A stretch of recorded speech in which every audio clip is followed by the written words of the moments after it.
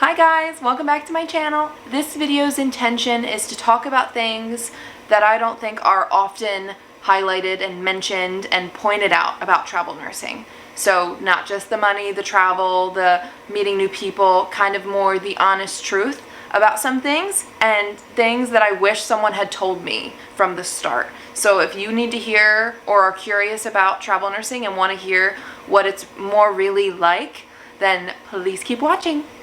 Alright, disclaimer. I've only ever travel nursed in the ER.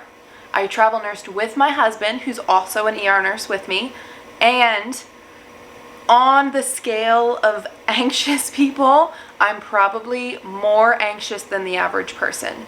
So that's kind of the lens that I had my experience through. So just keep that in mind.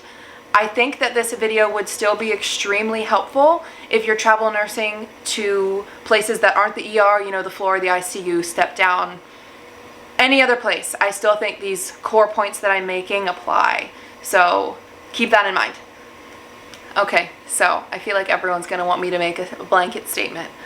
I think that to start this video, I would like to point out that although the benefits of travel nursing are like famous, you know, like the money, the travel, meeting people, that kind of thing, I'd like to point out that there's a lot more to it and there might be more negatives than people also realize.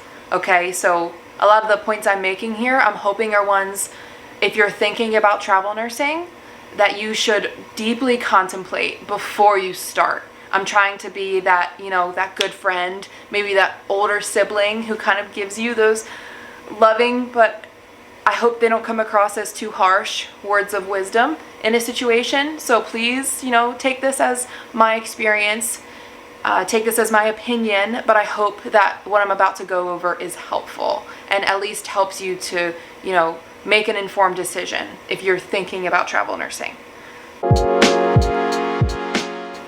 Okay, now that that's out of the way, first thing I'd like to go over is, it's kind of hard to word this, but before, you know, in that initial phase when you're contemplating travel nursing, you have the idea, you're working out how you could maybe do it, maybe you're thinking about leaving your current hospital soon.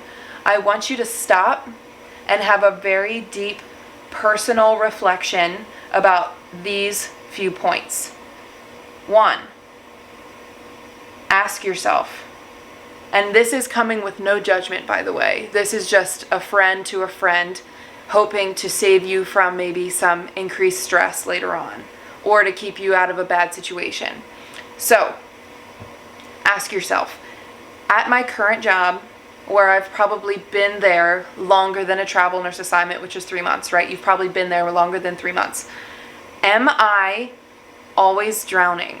Or do I find myself constantly asking for above and beyond help where I can't handle my assignment? I'm asking people to take a patient, that kind of thing. And granted, this is all through the lens of an appropriate staff ratio. You know, I'm not talking about crazy situations. I just mean in a normal day, in a normal assignment. Are you always drowning? If the answer is yes, I don't think travel nursing is for you. And that's coming from just, hopefully, that's coming from someone who just doesn't want to see you put in a situation that is unsafe. Also, I think it's fair to say, I don't think it's a good idea for the patient's sake if someone who is struggling in their current hospital to then go on to somewhere else brand new. The reason I say this is because there will be no slow, gradual transition, okay? Best case scenario, you get 3 12-hour shifts as orientation. We've been told that before, but by the end of our second shift of orientation, they're like, you're on your own tomorrow. We've never seen anyone have 3 days, and the first travel assignment we ever took, our orientation was only 8 hours. So I think just please stop, maybe pause this video and think, am I that person who's always struggling? Is this a good idea? It doesn't mean you're a bad nurse. It just means that maybe this extra layer of stress and it's a thick one, she thick, if this extra layer of stress is a good idea for you or not, okay? The next thing I'd like you to stop and think about is reflect back to when you were new at a job, maybe the job you're currently in, and how did you feel, those first couple days when you're either with a preceptor, shadowing, whatever your situation, how did you feel? Because at least in my experience and in my husband's experience, you almost feel that way, that new stress, that new anxiety, don't know where things are, don't know everyone's name. You feel that almost the entire time in a travel nurse assignment. So if that experience really bothers you and you hate being new, again, I don't think travel nursing might be a good idea for you. And only because I'm trying to save people from this, unexpected, severe level of stress that travel nursing can bring for some people who have a harder time with that adjustment. If you're in a place and okay, first of all, girl or boy or whoever, I completely understand. If you're in a place and you're like, I can't do it anymore, this place is on my last nerve, for whatever reason, the staffing, the management, the patient population, if we're honest, I totally understand. However, if you're thinking that travel nursing is going to be this saving grace or is going to make things better, it, 8 out of 10 times is not going to.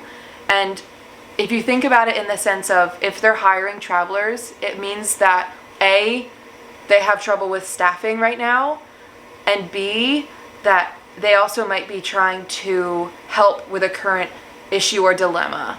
For example, like we moved or assisted with a hospital move to a new building. So there's a reason they're hiring travelers, right? It might not always be just for extra help. That would be best case scenario. There's a solid chance there's something happening at that hospital in a negative way where they're asking for more help to try to mitigate whatever's going on. In your current situation, if you're trying to escape and get to something better, it might not happen. And I'm sorry. And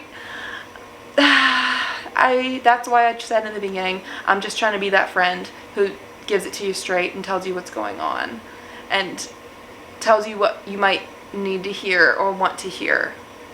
Okay? Now let's talk about distance. So we kind of had our eyes opened. So we live on the East Coast, and our last assignment we actually stayed at for 6 months, and it was on the West Coast. With the prices of everything increasing, we ended up feeling as though it wasn't in our best interest to fly home and visit our family. So within those 6 months, we never came home just because of the price of flights these days. They're pretty rough. So keep in mind, now this is completely dependent on where you would take a contract, but keep in mind how you might not have like quick access to family and friends.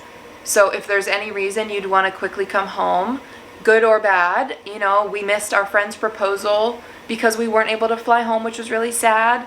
And we also weren't able to get home, say, if my grandpa got sick.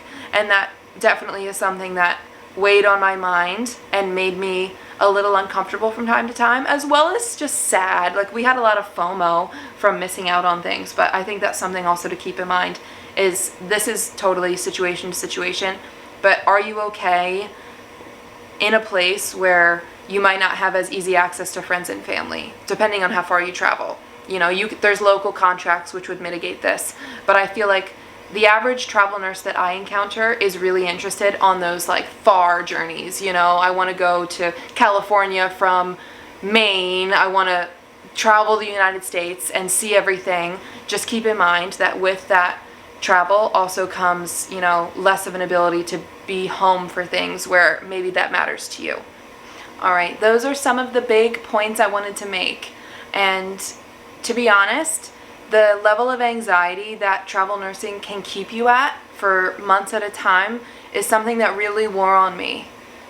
Constantly being new, constantly not knowing where things are. And I think coming from someone who's only ever done it in the ER, which in my opinion is one of, if not the most stressful place in a hospital. I think that it's not for everyone. And I feel like I wish someone had kind of sat me down and told me these things just so I could have been a little bit more emotionally prepared for what I was walking into.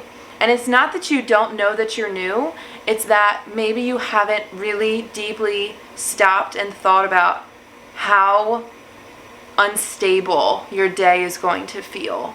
And if that's something that you don't think you would thrive in, and I'm not saying I thrived, but I did okay. It was okay for me. Like, anxiety levels were high, but it was doable. I'm so sorry this video ended up sounding so sad. I just wanted to be honest. And I think that level of transparency is something not often found. I haven't heard people talk about the true downsides of travel nursing. So it's something I wanted to put out there just so people knew and at least had a resource to go to. And if all that this video did was make you think a little bit about, what it could really be like an average day for yourself as a travel nurse, that's all I wanted to do. And don't take anything I said as law. This is just my experience. But I think travel nursing is incredibly stressful. It's fun. Something we didn't really talk about much is the money and the ability to see the United States, because there's contracts everywhere. And don't forget about that. Like, for some, that makes all the stress worth it.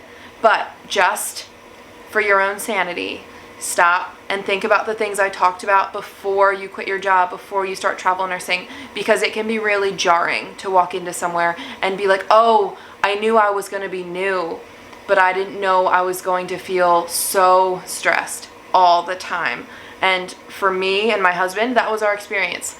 Now, would we do it again? Probably. I don't know if we're going to do it in the immediate future. We might move on to a different way of using our nursing degrees, but would I recommend it to people? I think I would, as long as I felt like the person wouldn't get so stressed to the point of it hurting their well-being, and to the point where they were feeling unsafe in the hospital, and also to the point where I think patients would be unsafe because of the level of stress they could be reaching in an average day. I hope I did not come across as too harsh in anything that I said. I just want to be transparent and honest and hopefully save some people from the level of anxiety that's quite possible in the world of travel nursing. Alright, you guys, thank you so much for watching. I hope this video helped in some way. I didn't mean to bring your day down if I did. I really just was hoping to be that supportive friend who gives you advice because they've been through the situation that you're contemplating going into, right?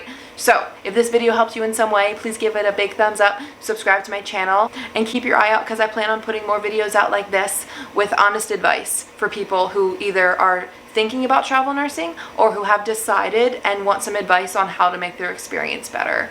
And if you have any ideas, comment them down below. I'd love to hear. Thank you so much, guys. Bye-bye.